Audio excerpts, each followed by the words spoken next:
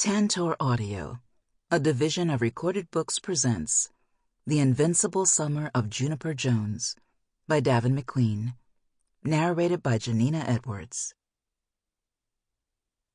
Author's Note: The Invincible Summer of Juniper Jones is a story about friendship, family, and growing up. It is also, first and foremost, a story about race. It's a story about the struggle that it was and is to be black in America. And because that is a hard thing, this story deals heavily with racism in the attitudes and languages of certain characters. In this book, white characters use racial epithets, such as nigger, to refer to black characters. This was not a language choice that I made lightly, but one meant to show the historical and continuing use of the word as a slur. If you are not black, please be thoughtful about the harm this language causes when used by non-black people, and use abbreviations like the N-word instead. Sometimes content like this is kept away from teens and younger readers because it might be hard to handle. It is hard to handle. But even though this book is fiction, anti-blackness is an undeniable reality. These characters have lived it. I've lived it. And maybe you have too. That's why it was important to me to tell this story as honestly as I knew how, in hopes that one person might read it and empathize with someone different from them, and that another might read it and feel seen. June 2015. As seems to be the custom, bad news comes with the afternoon mail.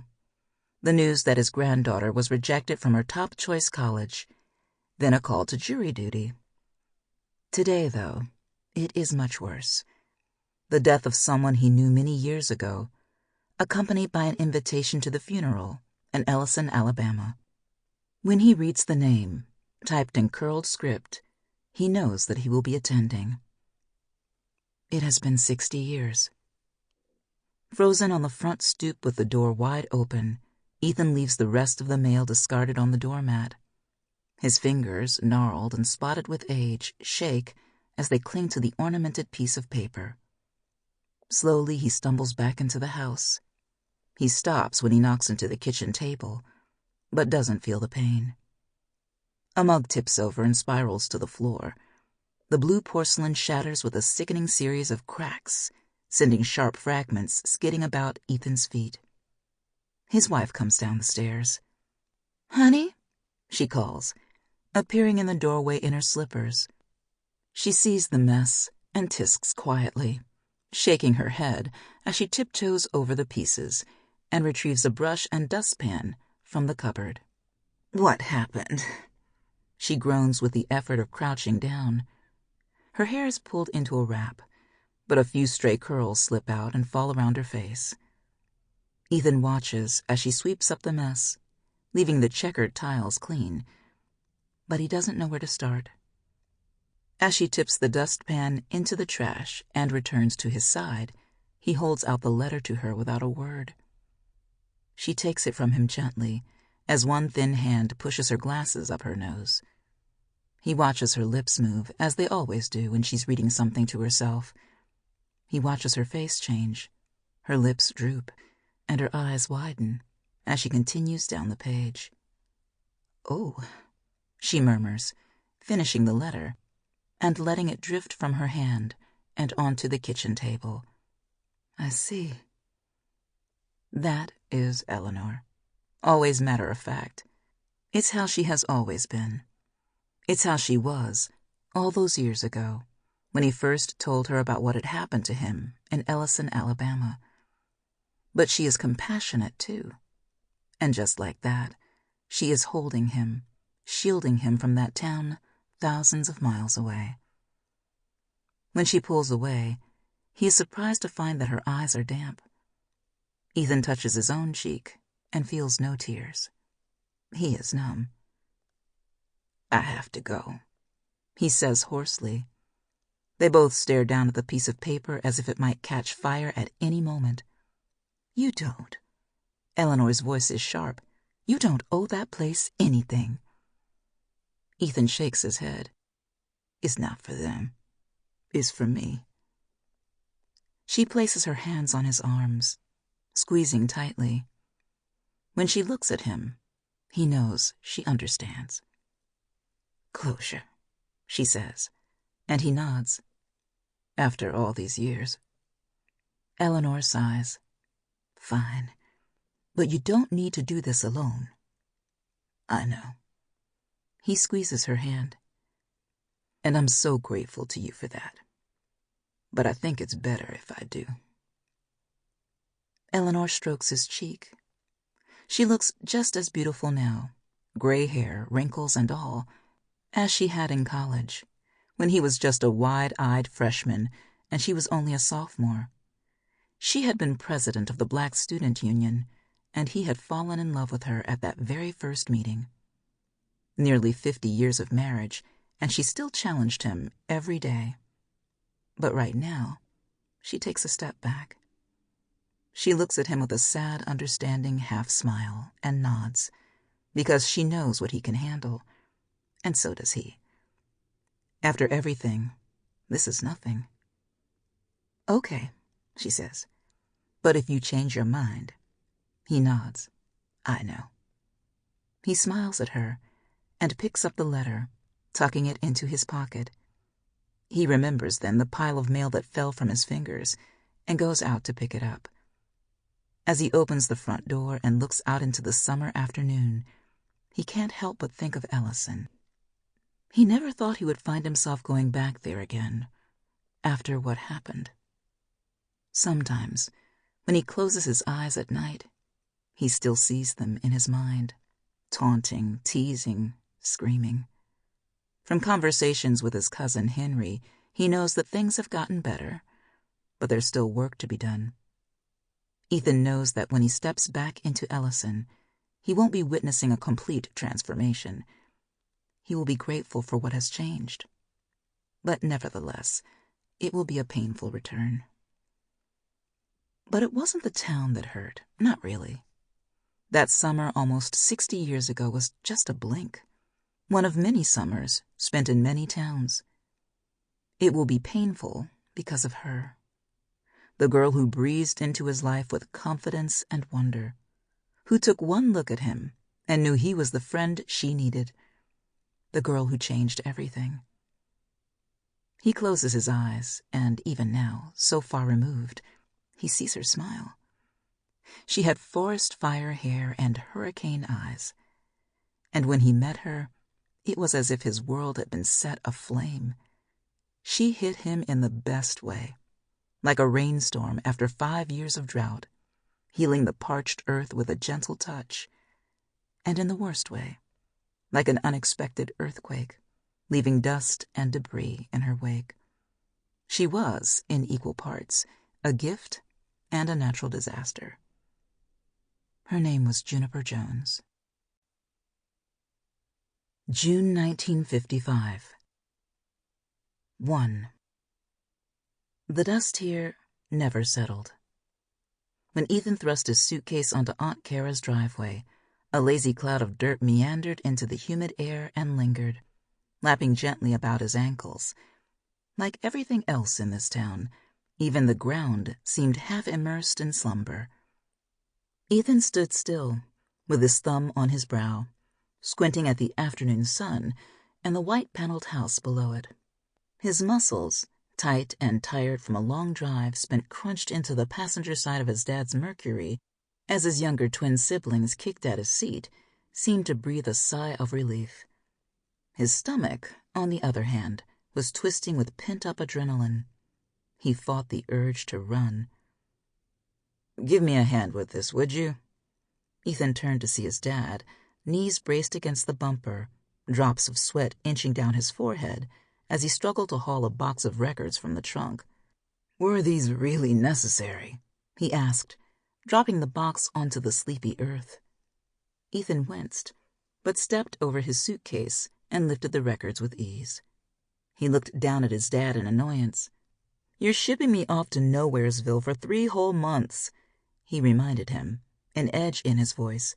"I need these or I'll go crazy." His dad exhaled loudly.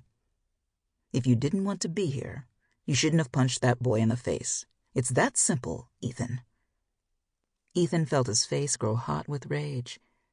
It wasn't the first time on this trip, or in these past few months, that his dad had said something to that effect. In his mind, no amount of explaining could justify Ethan's behavior. Ethan quickly learned that the best response was a deep breath and a change of subject. They stared at each other for a long moment, green eyes meeting brown. Then Ethan let out a sigh. "Anyway," he muttered, hefting his record collection in his arms, "I'll go ahead and bring this inside, make sure they're home or whatever." No sooner had the words left his lips than the front door was flung open. A woman with blonde hair and wide eyes stepped onto the porch with a wave and an unsteady grin. Her stomach made a wide curve beneath her flowy top, revealing the final months of her pregnancy. The baby was due at the end of the summer. From behind him came a sudden chorus of, "Aunt Kara!" And then Anthony and Sadie leaped from the car, their tornado legs kicking up a storm of dust. The last time the twins had seen their aunt was nearly 7 years ago, when they were still in diapers, but they clung to her legs as if they had missed her all this time. Ethan, who had been 8 back then, had all but forgotten her face. "Hey, hey!" Aunt Kara laughed, her eyes softening. Her voice rolled out in that smooth Southern accent that her brother had lost after 2 decades on the West Coast. She pressed Sadie's mousy hair back from her forehead and detached herself from their grips. "Hey, Andy." "Kara." Ethan's father had made his way onto the porch and leaned over to pull his sister into an embrace. "Great to see you again." "Hi, Aunt Kara," Ethan murmured, but stayed where he was. His aunt's smile slipped as she cleared her throat, pausing for too long with her fingers on her stomach before saying, come in, and bring all that, Ethan." The kids immediately dove toward the house, but their father's warning tone reined them back. "Anthony, Sadie, back in the car," he said firmly, pointing to the blue sedan. "I told you we wouldn't be too long." They peered up at him with rosy cheeks so like his own, their bottom lips already beginning to tremble. He silenced a chorus of protests with a kind but pointed look, and the twins moped their way back to the driveway. "Trust me," Ethan muttered as they passed him. "I'd trade places with you in a second." Then he shook his head, repositioned the box, and forced himself onto the front porch. "Oh, but don't you want to stay for dinner?" Aunt Kara asked. "I made enough casserole for everyone." "Thanks, but we really shouldn't," his dad replied. "It's a long drive back. Besides, the twins start summer camp in a few days, and—" He trailed off, a frown coming to his lips, as a pickup truck came bouncing down the road, slowing in front of Aunt Kara's driveway before continuing out of sight. Ethan briefly locked eyes with the driver, a man about his dad's age, with a scowl on his lips. "Anyway, I want to get back as soon as possible." Ethan frowned, noting his father's suddenly shifty eyes. Aunt Kara tilted her head. "If you insist," she said, holding open the screen door. "Go ahead and bring that inside, Ethan." Sticking her head back into the house, she called, "Rob, the Harpers are here. Show Ethan to his room, would you?" A grunt sounded from somewhere inside. Aunt Kara's smile grew painfully wide as she turned to Ethan. "Go on in," she said. Ethan silently obliged, kicking his sneakers against the doormat before stepping inside. He found himself standing in a small, neat living room with a TV near the window, running a game show on low volume. The powder blue love seat was empty. He glanced back over his shoulder, only to find that his aunt had already vacated the porch and was waddling over to help his dad unload Ethan's record player and luggage. He said to the silent room. "Ethan," muttered a deep, accented voice. A tall man emerged from a doorway to Ethan's left, with a Sunday paper in one hand and a glass of beer in the other. He slouched in a casual button-up shirt, the barest beginnings of a pot-belly stretching forward over the edge of his pants. There was no expression on his unshaven face, and no shine in his blue eyes as he looked his nephew up and down. "Uncle Robert?" Ethan asked, hesitantly. "That's me," the man replied. "Come on." Ethan had never met his uncle. When Aunt Kara had announced her engagement 2 years prior, only his father had made the trip from Washington to Alabama for the wedding. He was expecting someone at least mildly cheerful, not this grunting, stoic man. Nonetheless, Ethan followed his uncle through a bright kitchen and into a hallway, where a door stood open in front of him. "Your room," Uncle Robert said, gesturing inside. He disappeared into the kitchen once Ethan was through the doorway. Lowering the record box carefully onto the carpet, Ethan surveyed the room that would be his until September. It was simple. Twin-sized bed, window seat, desk, dresser. Not quite as much space as his room back home, but he figured he could lock himself up with some records for hours on end and survive. Back in the living room, there were sounds of conversation as his dad greeted Rob. Moments later, the two of them, along with Aunt Kara, appeared in Ethan's doorway. His dad held the turntable in both arms, and Uncle Rob carried the suitcase behind him. "Hope this is all right," Aunt Kara said, poking her head into the room. "Not too big or anything, but I'll tell you, it's comfy as can be." "It'll be fine," Ethan and his father assured her in unison. Ethan took the record player from his dad's quivering arms and set it gently on the desk as Uncle Rob placed a suitcase next to the bed. Aunt Kara surveyed the space with satisfaction. "Now, I know y'all can't stay long," she said, turning to her brother. "But do you want something to drink before you hit the road again? We've got some Cokes in the fridge if you want 'em." "Well, I might just have to take you up on that." He followed his sister out of the room, leaving Ethan and his uncle alone. For a long moment they just stood still, neither willing to meet the other's eyes. Finally, Uncle Robert cleared his throat. "So," he said, "hear you got in a little trouble back home. Got yourself sent down here." "I don't want to talk about it," Ethan muttered, examining the floor. "Right. Well, this town's got a history of trouble with your folk, and we don't want to see any more of that." Ethan frowned, eyeing his uncle in confusion. "Sorry?" "All I'm saying is, we expect you to behave. The rest of the folks in town should barely know you're here." Ethan remembered the sign they'd passed on the way in. Ellison, Alabama, population 734. From Aunt Kara's driveway, Ethan had had to squint to see the next house, which was about half a mile down the road. Ellison seemed like the kind of town you only stopped in if you were desperately low on gas. He almost scoffed and said, "What folks?" but forced himself to nod instead. "Yes, sir." Uncle Robert jerked his head in approval. "And another thing," he cleared his throat. "You'll be working for me this summer, Monday through Friday, 9 a.m. to 1 at the malt shop downtown, earning your keep and all." Ethan groaned. The anger in his stomach set suddenly ablaze as he cursed his bad luck, his overreacting father, and stupid, nasty Samuel Hill. Ellison, Alabama could rot in hell for all he cared. All he wanted was to be back in Arcadia, catching a movie with that cute girl from down the block, or running at the park to train for track. Back home, the sun didn't try quite so hard, and when the dust was disturbed, it always found its way back to the ground. He didn't want to spend his summer in Ellison going stir-crazy and bussing tables at some job that wouldn't even land him a paycheck.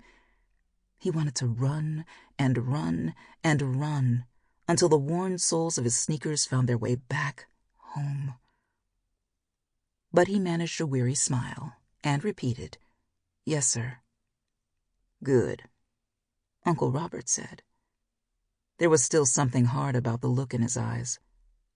Just then, Aunt Kara stuck her head back in with a smile on her lips and a frosty bottle of Coca-Cola in her hand.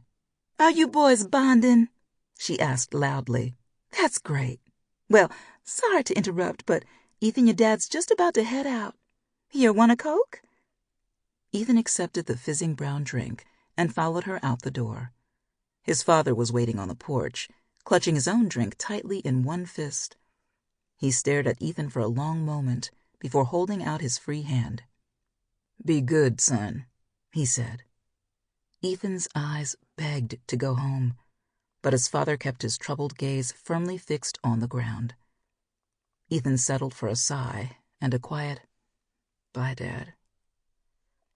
As his dad said goodbye to Aunt Kara and Uncle Robert, Ethan set his drink on the porch railing and made his way back to the car, where the twins sat waiting. He said goodbye to Anthony and Sadie, leaning through the open window to wave. They responded distractedly, too absorbed in a fierce game of crazy eights in the back seat. "See you later," he mumbled as he backed away from the car. His dad edged past him on his way to the driver's side. He paused with his hand on the door handle before turning and wrapping Ethan in a stiff hug. "This is the right decision?" The last word curved itself into a question. He pulled away and stepped into the car without another word. Starting the engine, he looked up and gave his son a conflicted glance. The look hit Ethan like a jab to the gut. This was the look his dad would give his mom when Ethan misbehaved as a child. Ethan hadn't seen the expression cross his father's face in years, and when he blinked, it was gone. Ethan was left weak-kneed on the driveway, blinking against the sun. His father was already putting the car into gear. The twins scrambled over each other to stick their tanned faces out the window and shriek their goodbyes to Aunt Kara.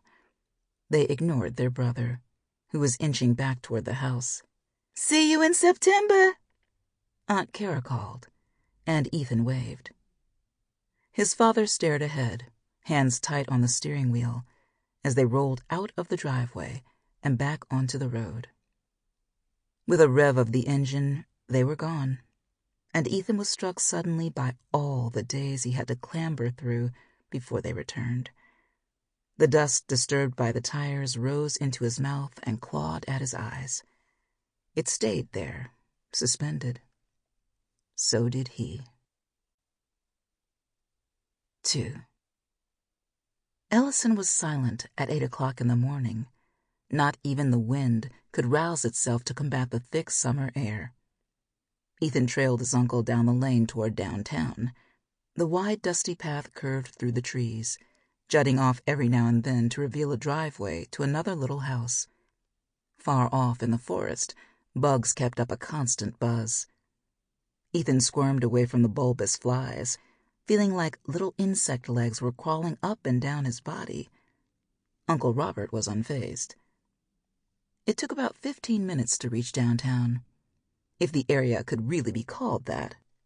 Back in Arcadia, downtown meant 6 city blocks, 12 streets, 2 movie theaters, 20 restaurants, a hotel, and countless stores. In Ellison, it was a single intersection, though the road was paved here, at least.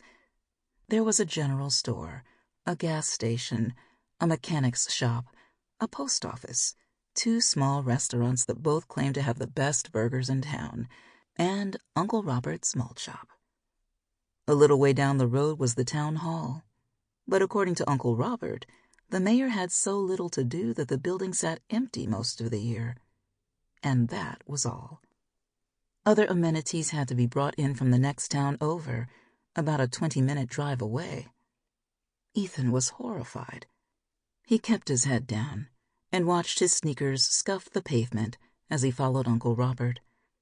It wasn't until they reached a small grassy area next to the post office that he finally looked up and jarred to a halt. In this clearing, 2 benches faced each other across a bubbling fountain. Next to one of them was a flagpole, its 3 flags hanging limp in the absence of wind. On the top, the American flag, its 48 stars lost in the folds. Below it, the simple diagonal red cross of Alabama's state flag. And at the bottom, its edges lifting in a sudden light breeze, was a pattern Ethan had seen only in history books. A red background with a dark blue X across the center that was filled with bright white stars. Uncle Robert, a few paces ahead, noticed that Ethan was no longer following and glanced over his shoulder in annoyance. "Come on," he snapped, but he paused when he saw the path of Ethan's eyes. "Uncle Robert," Ethan said, swallowing hard. "Why is that here?" His uncle straightened, a defensive look coming across his features. "Well, it's an important part of our history. It'd do you well not to disrespect a cultural symbol. Now come on." Ethan ducked his head, feeling his cheeks burn. He forced his gaze away from the flagpole and trailed after his uncle, the sweat on his arms feeling suddenly like crawling ants. The realization was forming in the pit of his stomach that this was where his father had grown up, that he had walked these dusty streets, passed beneath that flag probably thousands of times, and still he had sent him here. That hot rush of anger, which had subsided overnight, boiled up again in Ethan's chest. He clenched his fists as Uncle Robert stopped in front of a pale green storefront and pulled a ring of keys out of his pocket. "Here we are," he said, pushing open the door. Ethan ducked in after him, taking a long, shaky breath. The malt shop, at least, looked like the one he and his friends frequented back home. Ethan saw the black and white checkered floors, the cold metal counter with the red spinning chairs, the jukebox against the wall. A wave of familiarity washed over him, and with it, a tide of homesickness. One day into his summer exile, and he was already nauseated with dread. Uncle Robert went behind the counter of the small shop and flicked a switch, flooding the place with light. "So this is it," he said, sweeping a hand to cover the 5 tables complete with sweetheart chairs, a soda fountain, and the counter. "The malt. The life of the town." Ethan scoffed, then realized a moment too late that his uncle was serious. "Cool," he amended, shoving his hands into the pockets of his chinos. Uncle Robert eyed him carefully. "Nothing fancy here," he went on. "Menu's only got a few items, and since you have the morning shift, you don't need to worry about closing down. You be okay?" "Yes, sir." Ethan nodded. It seemed that conversations with his uncle shrank his vocabulary down to just those 2 words. He didn't have the voice to mention that back home he had worked at the local Steak and Shake for half a year. He wasn't sure if anyone in this town had ever even seen a Steak and Shake. "Listen, I wasn't planning on this." Uncle Robert looked uncomfortable as he ran a hand over his stiff hair. "But your dad didn't want you lazing around all summer. And the boy who worked here last summer, well, he's gone now." Of course, Ethan thought, seething, as if being sent to this place wasn't enough. "Anyway," Uncle Robert went on, "let me give you a tour of the place." As it turned out, the place wasn't much. Just the main shop, plus a small kitchen in the back, behind a set of metal doors. Tuesday was burger day, Ethan learned, and the only time the rusting old stove ever got put to use. The rest of the time, sodas and milkshakes were the only items on the list. "Real variety," Ethan muttered, glancing over the laminated menu. Uncle Robert, thankfully, didn't hear. Ethan learned how to operate the soda machine, how to blend ice cream into a milkshake the right way, and where exactly to kick the jukebox in case it stopped in the middle of a song. All of this instruction was given in Uncle Robert's curt tone, and all without a single heartbeat of eye contact. Ethan gave his understanding in half-hearted nods, all the while eagerly awaiting the moment when Uncle Robert would leave, and he would finally be alone. At 8:45, Uncle Robert completed his tour back in the main area. Ethan looked out of the rectangle of glass on the door and didn't see a single soul on the street. "Well, then," Uncle Robert said, fixing the collar of his shirt. He coughed into his fist. "Do you understand?" Ethan. Sample complete. Ready to continue?